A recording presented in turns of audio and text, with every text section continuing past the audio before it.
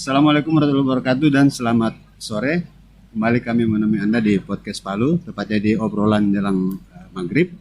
Dan pada sore hari ini kami kedatangan tamu dari Komisioner Badan Pengawas Pemilu Republik Indonesia, Pak Frits Edward Siregar. Dan selain itu kami juga mengundang salah seorang akademisi dari Fakultas Hukum Universitas Tadulako.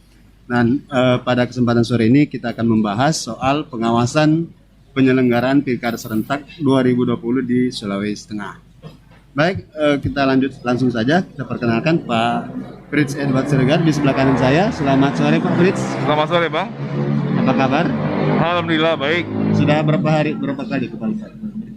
Ke Palu ini sudah saya lupa Sering, ya, ketiga atau keempat kali lah berapa kali. Oke. Pak Amin, bagaimana Pak kabar? Pak Amin? Assalamualaikum warahmatullahi wabarakatuh. Waalaikumsalam. Waalaikumsalam warahmatullahi wabarakatuh. Baik, kita langsung saja untuk diskusi pada sore hari ini. Pertama kepada Pak Frits, saya mendengarkan dulu seperti apa pengawasan atau langkah-langkah yang telah dilakukan oleh Bawaslu dalam tahapan-tahapan sampai pada hari ini untuk penyelenggaraan pilkada kita di daerah. Ya. Baik, kawan-kawan sekalian, selamat sore. Banggai Laut ya. Nah, di Banggai Laut itu ada dua kan? Itu ada calon perseorangan dua gitu. Itu kan juga proses verifikasi kan juga diawasi oleh Bawaslu. Kemudian proses proses coklit sehingga kita punya DPS, daftar pemilih sementara. Itu juga proses yang diawasi oleh Bawaslu. Jadi memang kita harus akui bahwa proses pengawasan yang dilakukan Bawaslu memiliki hal yang berbeda dibandingkan dengan proses yang sebelumnya. Proses sebelumnya di mana pertama proses kita harus mengawasi dengan mempergunakan protokol kesehatan. Yang kedua di mana kesulitan di dalam proses pengawasan di proses daftar pemilih ataupun DPS karena form AKWK tidak diberikan oleh KPU kepada Bawaslu. Itu juga satu tantangan di dalam fungsi pengawasan. Meskipun bukan berarti Bawaslu tidak dapat melakukan perbaikan, Bawaslu memberikan berbagai rekomendasi ke berbagai kabupaten terkait dengan perbaikan yang harus dilakukan oleh KPU by name dan by address untuk mengatakan bahwa proses yang dilakukan coklit oleh KPU masih perlu perbaikan dan disitulah Bawaslu hadir melalui rekomendasi yang kami lakukan. Dan kalau kemarin juga kita harus melihat bahwa proses di hari pendaftaran tanggal 4, 5, 6 itu juga bagian daripada proses pengawasan di Bawaslu dan teman-teman bisa melihat bagaimana terjadinya pelanggaran protokol kesehatan pada saat proses pendaftaran. Dan terkait itu Bawaslu sudah memberikan dugaan pelanggaran administrasi kepada para paslon dan juga untuk melakukan memberikan dugaan pelanggaran undang-undang lain kepada kepolisian. Jadi itulah bagian daripada proses pengawasan yang sudah dilakukan. Dari sisi adanya dugaan pelanggaran mungkin kita akan bahas sebentar. Iya. Dan saya ke Pak Amin selaku memang sudah matang di bidang kepemiluan juga karena selain pernah di saya lupa nyalam. Salam hormat dulu kepada Dr. Amin. Nih, beliau saya punya senior nih. Saya banyak belajar daripada beliau. Pak Amin, Pak Dr. Aminuddin Kasim, bisa mungkin ada catatan seperti apa yang Pak Amin lihat selama proses tahapan pilkada kita bergerak ini. Iya, makasih. Tadi betul seperti Pak Frits kita. Mau ditanya pengawasan dalam tahap apa? Iya. Nah, ini dalam tahap apa pengawasan ini? Ada beberapa tahapan sudah berlalu dan dalam waktu 1-2 hari ini ada satu yang perlu menjadi perhatian Bawaslu adalah soal pasangan calon yang diusung partai itu sudah harus membuka nomor rekening tentang dana kampanye. Ada beberapa hal yang menarik untuk diungkap di sana, sejauh mana misalnya Bawaslu bekerja sama dengan PPATK untuk memastikan bahwa dana-dana mereka kampanye yang masuk di rekening paslon yang diusung partai politik tidak lebih dari 750 juta misalnya kalau dia lembaga, kemudian tidak bisa lebih dari 75 juta kalau dia perseorangan. Kemudian dia nanti untuk memastikan itu nanti bahwa hasil audit yang ditunjuk oleh KPU bahwa sekian banyak misalnya pemasukan tapi pengeluarannya misalnya harus seimbang. Karena selalu ditengarai bahwa kok terlalu banyak biaya dana kampanye sementara pelaporannya sedikit. Iya, karena bisa jadi namanya juga pilkada pasti ada orang-orang di belakang yang mensuplai dana karena biaya tinggi kan namanya pilkada. Bisa jadi ada misalnya memecah-mecah misalnya dana kampanye itu misalnya masuk di rekening. Misalnya saya mau membantu paslon, ini pengusaha besar loh yang dapat misalnya manfaat ekonomi di kemudian hari kalau jadi, supaya tidak terlanggar yang 750 kalau atau pecah-pecah ini. Iya, iya. Kemudian rekeningnya masuk adalah itu apa semua dipantau seperti itu. Nah, jadi itu penting menurut saya karena itu berkonsekuensi pada pembatalan jika ada misalnya laporan dana kampanye misalnya yang masuk dari luar negeri, LSM, dari pemerintah daerah, dari misalnya BUMN. Nah, ini menurut saya salah satu objek pengawasan yang tidak bisa dilepaskan oleh Bawaslu. Karena bagaimanapun yang namanya kita ingin membangun sistem pemilu berdasarkan prinsip electoral justice system, bahwa equal orang di dalam berkompetisi sehingga tidak ada orang yang ibarat lari terlalu dia. Kan tidak seimbang kalau mobil lari dengan becak. Ini seperti itu equal itu prinsip. Baik Pak Amin, mungkin dari Pak Fritz ini kan salah satu ya soal akuntabilitas dana kampanye dan Bawaslu kan masuk di dalamnya untuk bagaimana memastikan dana-dana dari pasangan itu memang clear and clean gitu ya. Nah, apakah sejauh ini tadi Pak Fritz sudah menyebut ada mungkin pelanggaran atau apa yang bisa Pak Fritz mau sampaikan tadi? Ya, baik. Kalau kita lihat tadi kan saya akan ada dua bagian nih. Pertama yang tadi sempat terpotong, yang kedua yang soal yang disampaikan oleh Pak Dr. Amin terkait dengan pelanggaran protokol kesehatan dengan mengacu kepada PKPU 6 2020 dan Perbawaslu 4 tahun 2020 ya, di mana nanti terkait dengan kan sudah disebutkan dalam pasal 11 bahwa penyelenggara pemilihan, partai politik, paslon, tim kampanye serta pihak-pihak lain itu harus patuh kepada protokol kesehatan pada saat proses setiap tahapan. Jadi proses pendaftaran adalah salah satu proses tahapan dan kita bisa melihat bahwa terkait dengan pelanggaran itu maka KPU akan berkoordinasi kepada Bawaslu dan Bawaslu akan memberikan saran dan perbaikan.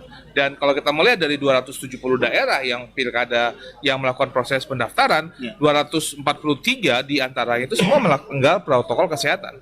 Dan hampir 90% kalau bisa kita lihat dari melanggar protokol kesehatan. Kenapa? Memang pada saat datang di kantor KPU, di dalam ruangan KPU, semua itu sesuai dengan protokol. Tapi kan saat dia datang, yang tidak boleh bawa arak-arakan, kan itu sudah merupakan sebuah pelanggaran. Dan untuk itu kita melihat bahwa ada undang-undang yang dilanggar, yaitu Undang-Undang 484. Sejauh ini apakah sudah ada teguran atau apa kepada teguran itu sudah dikirimkan oleh Bawaslu satu.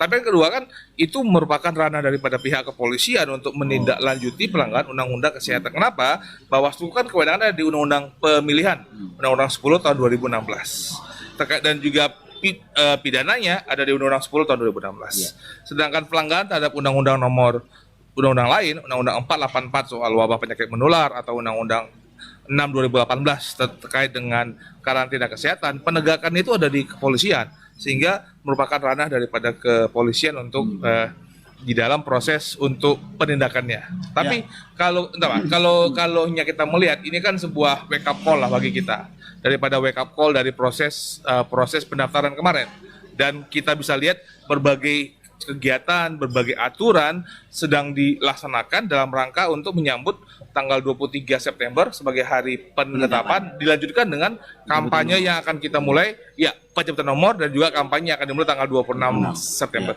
Nah, apakah kita bisa memastikan bahwa di tahapan berikutnya tanggal 23, 24 dan 26 itu dan seterusnya itu kandidat akan mampu mematuhi ketentuan yang sudah ada itu? Ya, sebagai mana saya sampaikan tadi bahwa itu adalah sebuah wake up call. Sekarang saat ini pada saat kita sedang berbicara, sedang ada rapat Komisi 2 di DPR bersama dengan KPU, Bawaslu, Mendagri dan juga DKPP terkait juga bagaimana proses pelaksanaan tahapan pemilihan sebelumnya.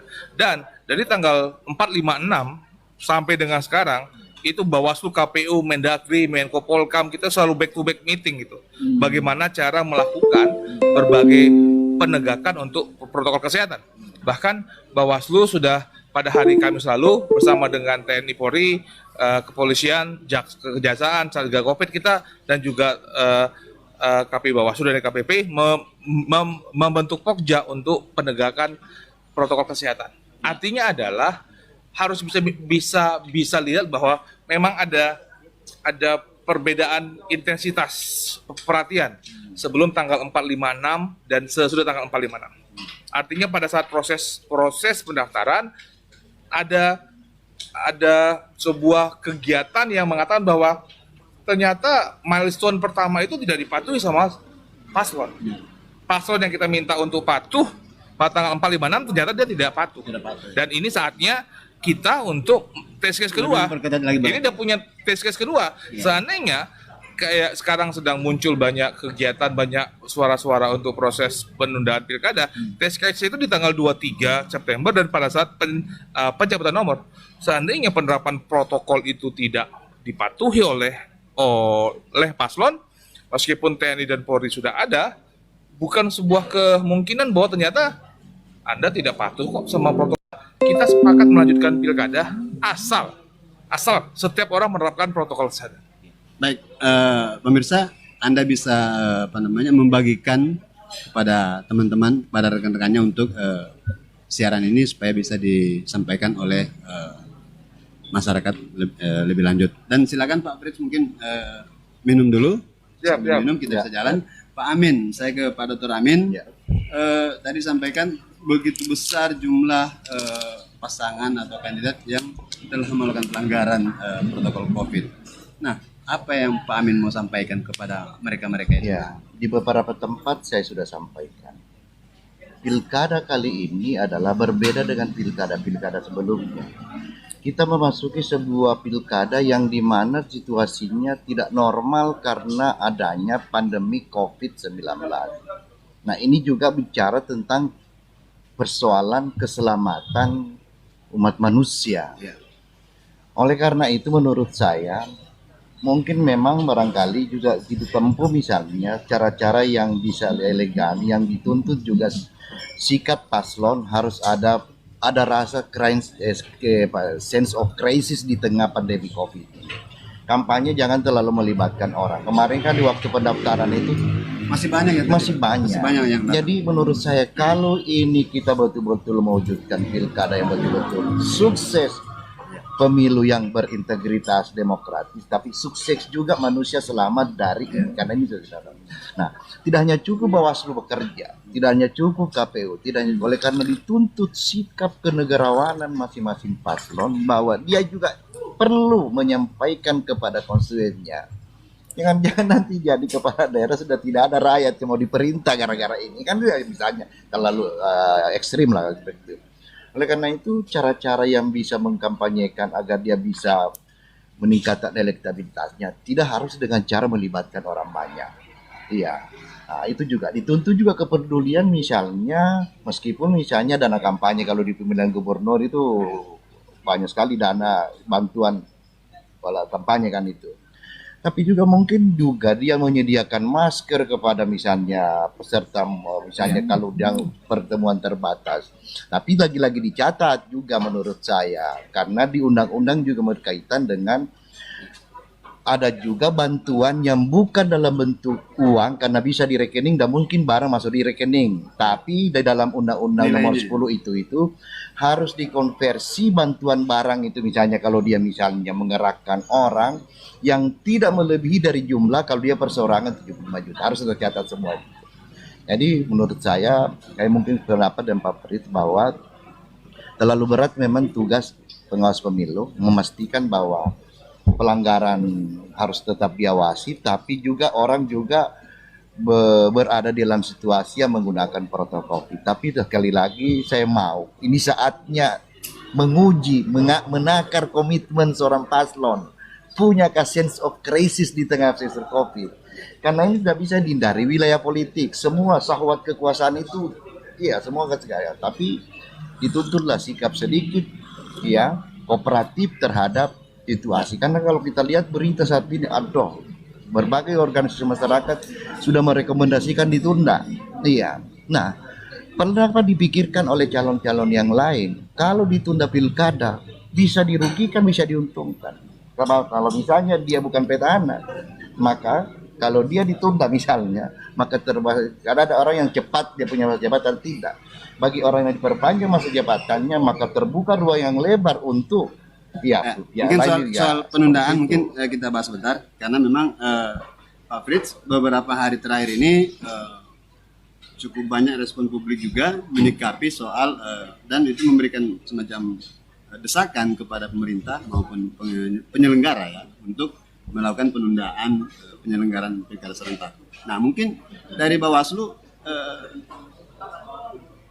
apa sudah ada dipikirkan oleh Bawaslu untuk hal-hal yang seperti yang muncul dari dari organisasi-organisasi untuk yang meminta atau mendesak adanya penundaan pilkada serentak itu. Baik, terima kasih Mas.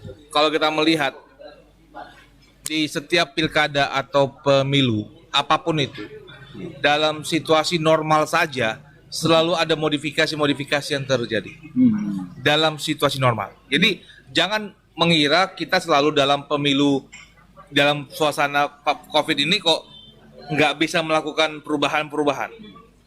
Dalam situasi normal kita bisa terjadi tiba-tiba kotak suaranya, surat suaranya bertukar, tiba-tiba DPT. Misalnya contoh paling misalnya di pemilu 2019 Bawaslu itu sampai menolak DPT yang diajukan oleh KPU sampai 3 kali. Jadi terakhirnya kita mengacu kepada namanya DPT HP3, DPT hasil perubahan ketiga. Silakan cek di undang-undang. Tidak ada pun satu undang-undang mengatakan legalitas mengenai DPT HP3. Karena yang dikenal cuma DPS dan DPT. Nah, tapi kenapa? Karena kita bisa menampilkan bahwa ada suatu hal yang perlu dilakukan terkait dengan DPT. Dan itu DPT itu sangat penting karena berhubungan dengan persebaran, logistik, kertas suara, berapa KPPS, TPS itu berhubungan dengan banyak hal. Yang kedua, sekarang kita akan melaksanakan pilkada dalam suasana pandemi, ya kan? Modifikasi harus dilakukan. Sehingga modifikasi dilakukan seperti misalnya pada saat orang mendaftar ke TPS, paslon harus tes swab dan harus negatif. Itu kan modifikasi. Kenapa modifikasi itu tidak kita lakukan dalam seluruh tahapan? Contohnya misalnya, nanti pada tanggal 9 Desember dalam melaksanakan protokol COVID, orang yang datang ke TPS harus memakai masker dan nanti dalam TPS akan dimakai sarung tangan. Itu kan di hari pemungutan suara. Apa modifikasi yang akan kita lakukan? Kita akan berhadapan dengan masa kampanye 71 hari. Dimulai tanggal 26. Kan kita bisa mengatur modifikasinya. Contohnya bagaimana pada saat tanggal 23 September ini besok di hari Rabu saat penetapan calon tidak usah ada rapat pleno. Kita pakai daring saja. Atau yang datang cuma LO-nya saja. Kan paslon tetap ada di rumahnya kan, misalnya yang lainnya pakai Zoom.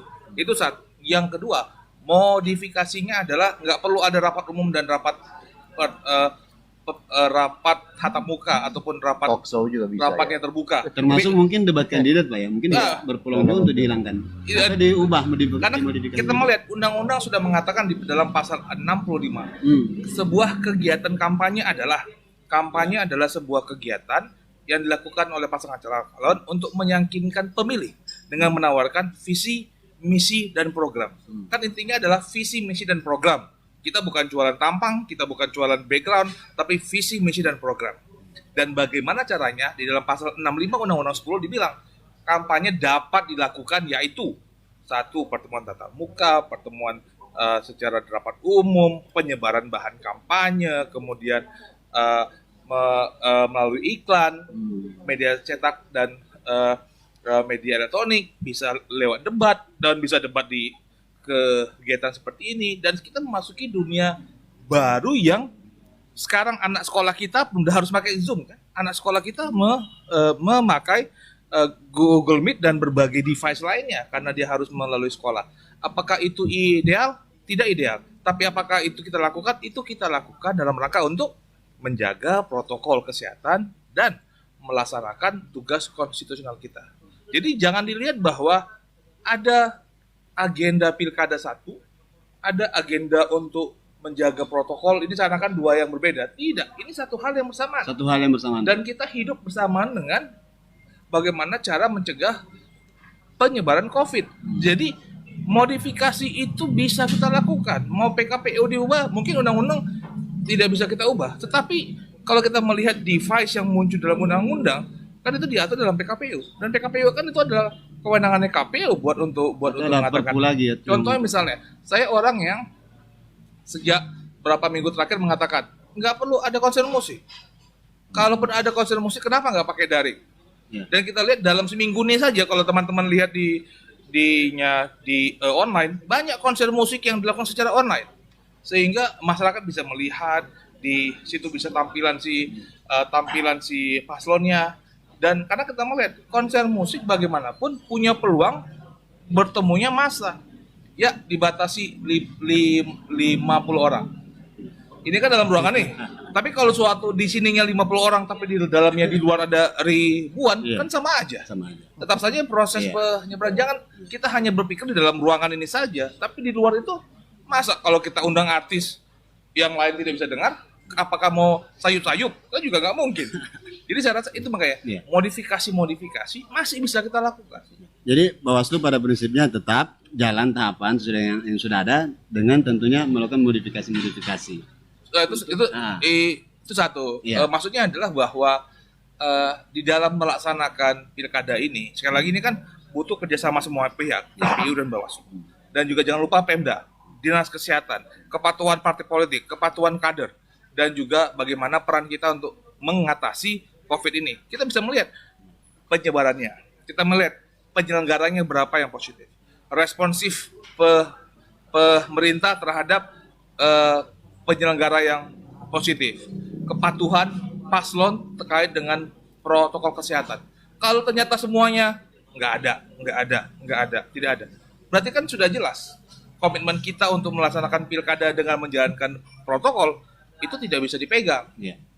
Dan kalau begitu kami akan mengajukan penundaan. Jadi bukan berarti bahwa ini tidak bisa ditunda, bisa saja itu ditunda. Bisa saja. Baik secara keseluruhan ataupun secara parsial per daerah. Mungkin Pak Amin ada pandangan ketika ini harus misalnya ditunda karena kondisi COVID yang terus meningkat. Apa dampak dari mungkin penundaan ini terjadi?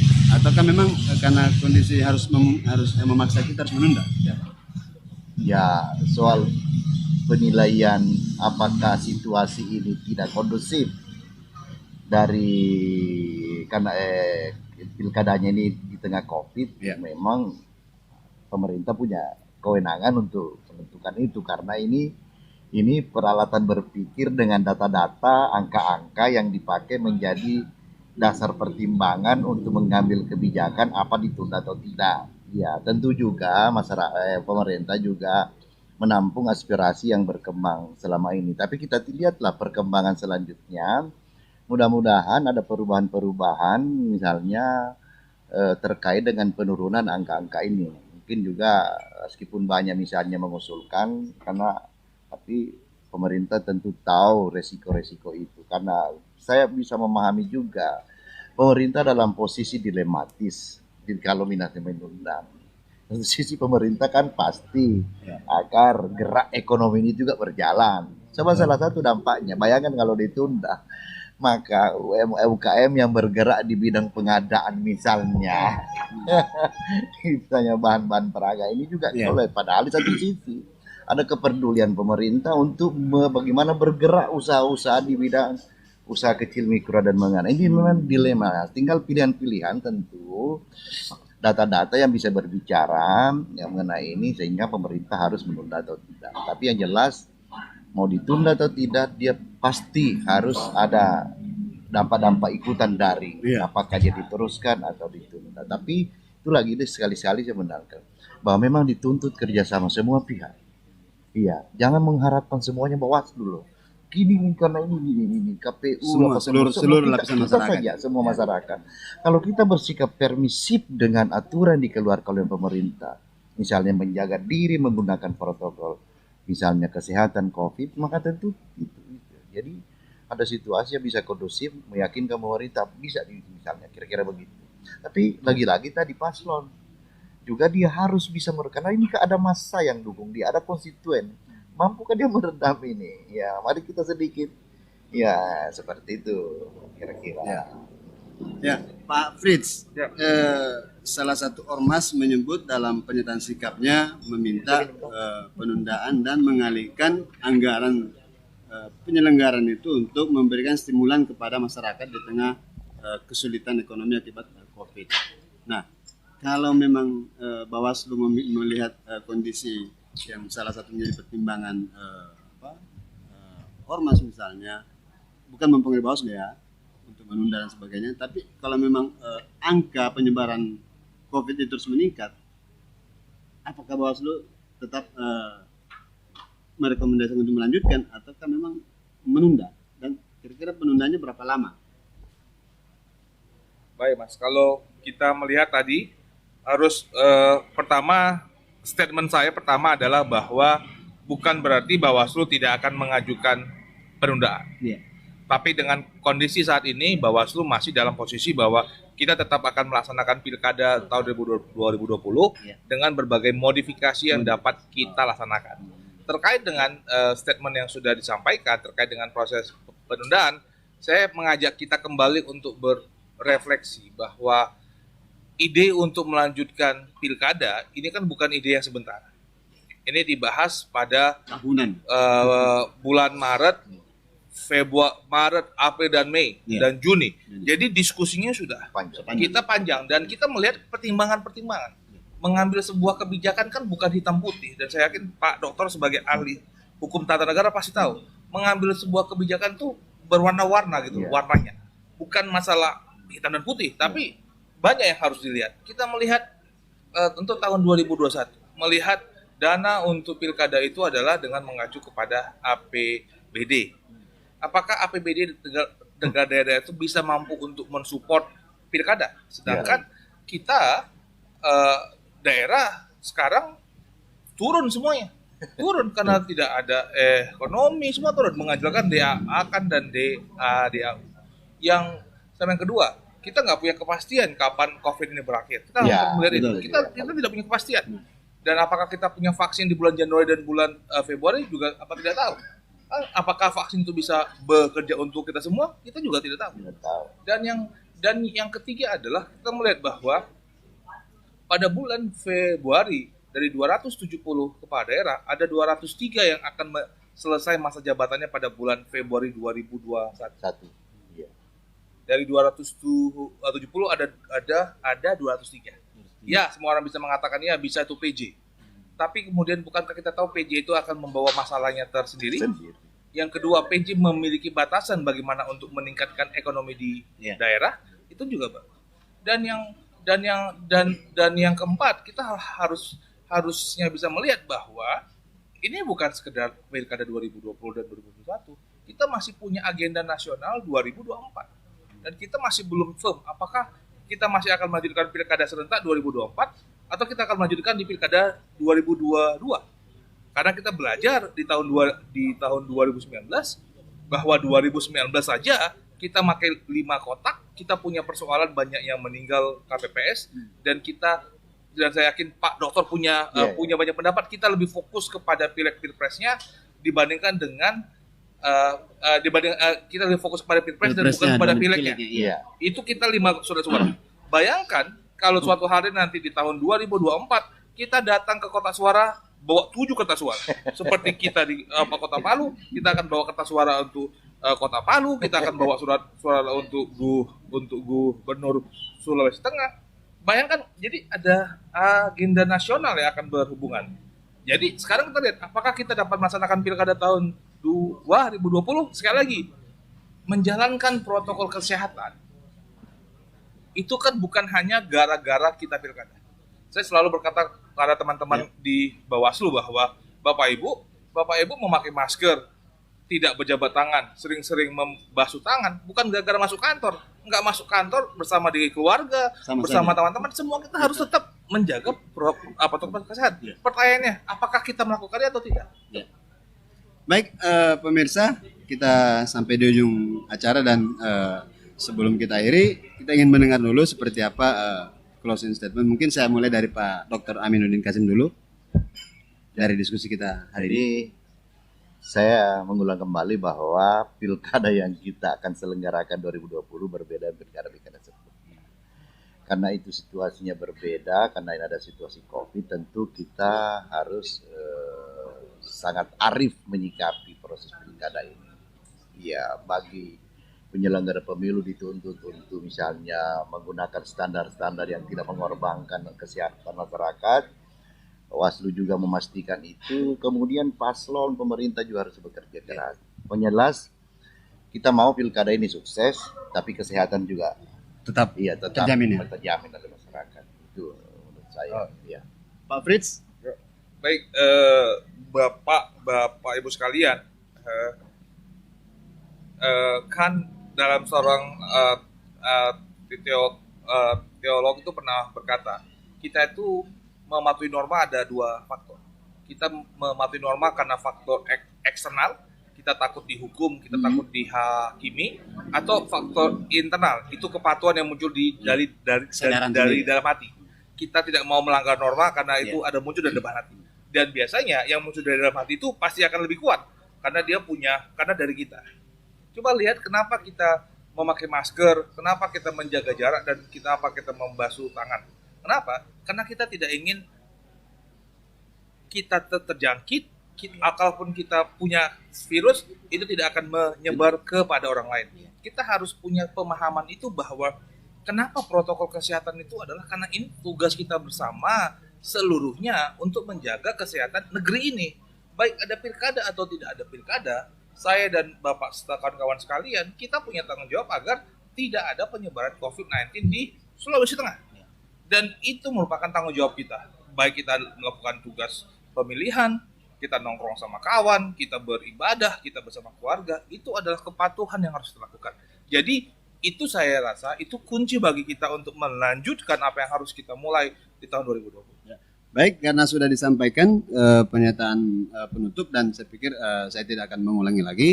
Intinya dimanapun kita berada, tetap mematuhi protokol kesehatan untuk bisa memutus mata rantai COVID-19 dan pilkada atau tahapan pilkada tetap bisa berjalan sesuai dengan rencana yang sudah ada.